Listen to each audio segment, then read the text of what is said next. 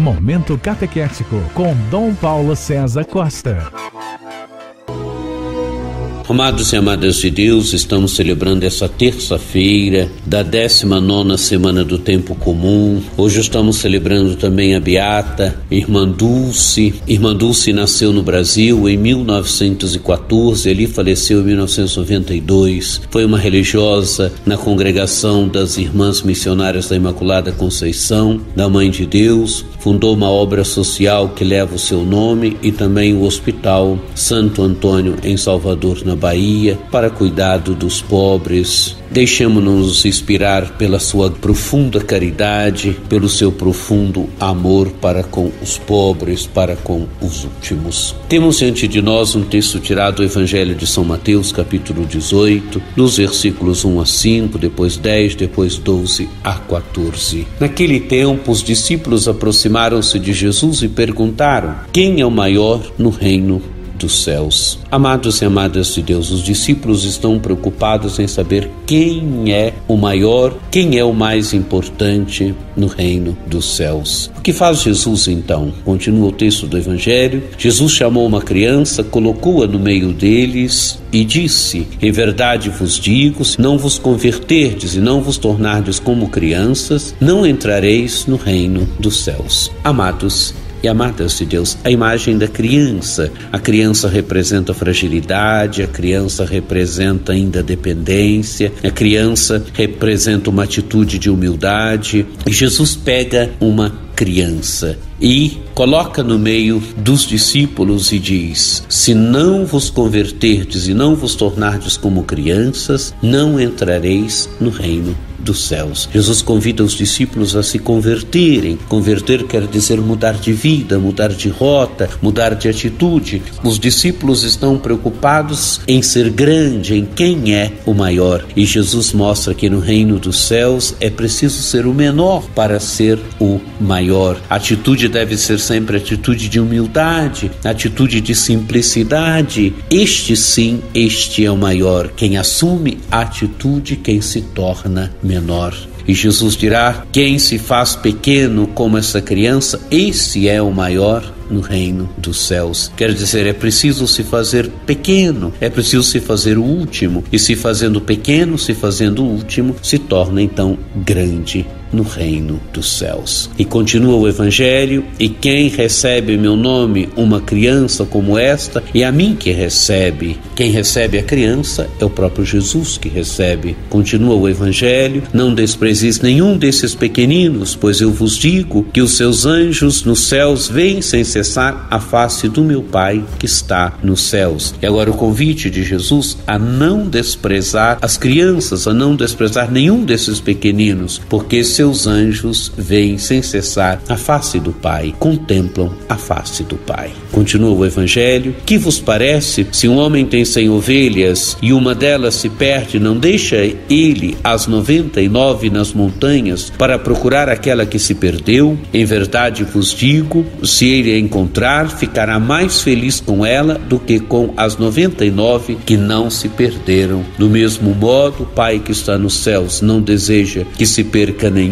desses pequeninos. Amados e amadas de Deus, a parábola agora que Jesus conta de alguém que tem 100 ovelhas e perde uma e vai atrás daquela que se perdeu, e quando a encontra fica feliz porque encontrou a sua ovelha. E Jesus termina dizendo: do mesmo modo, o Pai que está nos céus não deseja que se perca nenhum desses pequeninos. O pequenino aqui é a criança, o pequenino é também o irmão mais frágil na fé, o irmão mais simples na fé. Então, amados e amadas de Deus, peçamos a graça de sermos menor, a graça da simplicidade, a graça de não buscarmos ser o maior, mas sermos o menor, porque sendo o menor, seremos o maior no reino dos céus. Deixo aqui a minha bênção para nossa amada Diocese de São Carlos, que por intercessão de São Carlos Borromeu, nosso padroeiro, desça sobre todos nós a bênção do Deus Todo-Poderoso, que é Pai, Filho e Espírito Santo. Amém. Fiquem com Deus. Momento Catequético com Dom Paulo César Costa, nosso bispo diocesano de São Carlos.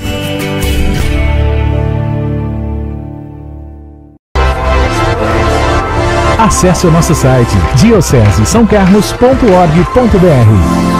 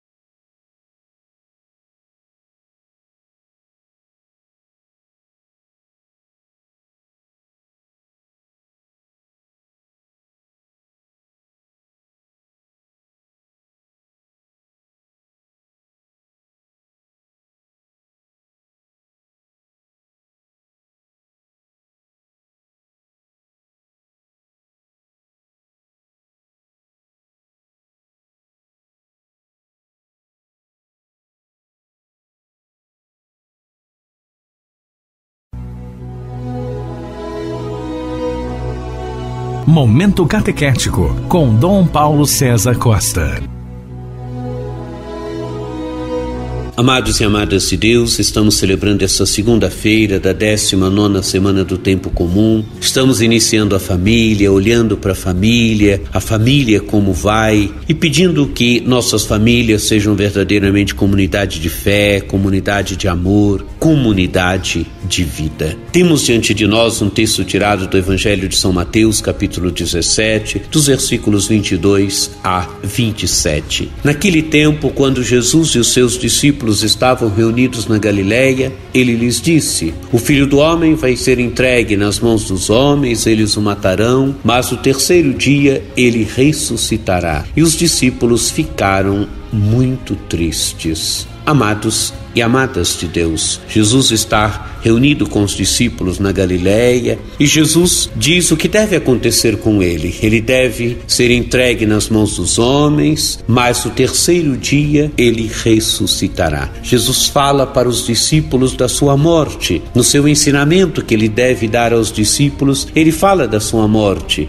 mas os discípulos ficam tristes. Jesus fala da sua morte, fala da sua ressurreição, mas os discípulos ficam tristes porque são discípulos de Jesus, seguem Jesus e não querem que o mestre morra. Continua o texto do Evangelho. Quando chegaram a Cafarnaum, os cobradores de impostos do templo aproximaram-se de Pedro e perguntaram: vosso mestre não paga o imposto do templo? Amados e amadas de Deus, agora estão em Cafarnaum, e em Cafarnaum eles têm diante de si aqueles que cobram impostos para o templo de Jerusalém, ou melhor, que cobravam impostos para o templo de Jerusalém, e fazem uma pergunta para Pedro: vosso mestre não paga o imposto do templo? Pedro respondeu: sim, paga. Ao entrar na casa, Jesus adiantou-se e perguntou: Simão, que te parece? Os reis da terra cobram impostos ou taxas de quem? Dos filhos ou dos estranhos? Pedro respondeu: dos estranhos. Então Jesus disse: logo os filhos são livres.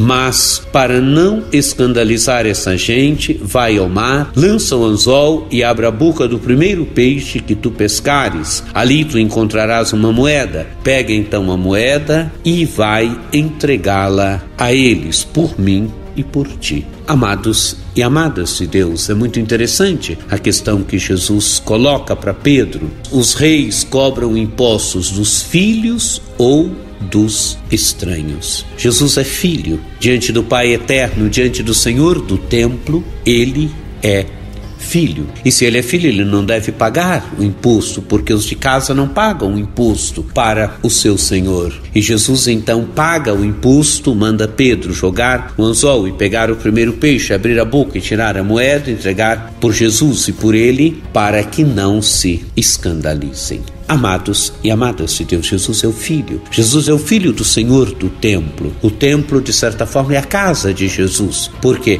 Porque ele é filho do Pai eterno. Diante do Pai, ele é o Filho. Amados e amadas de Deus, que este Evangelho nos ajude, que meditar este Evangelho nos ajude a entrarmos no mistério de Cristo, que passa pela sua morte, pela sua ressurreição. É aí que ele nos salvou, é aí que ele nos resgatou. E que este Evangelho nos ajude a percebermos que Jesus é o Filho eterno do Pai. Ele, diante de Deus, ele é o Filho, e que nele nós nos tornamos também filhos do Pai eterno. Deixo aqui a minha bênção para nossa amada Diocese de São Carlos, que por intercessão de São Carlos Borromeu, nosso padroeiro, desça sobre todos nós a bênção do Deus Todo-Poderoso, que é Pai, Filho e Espírito Santo. Amém. Fiquem com Deus. Momento Catequético com Dom Paulo César Costa, nosso bispo diocesano de São Carlos.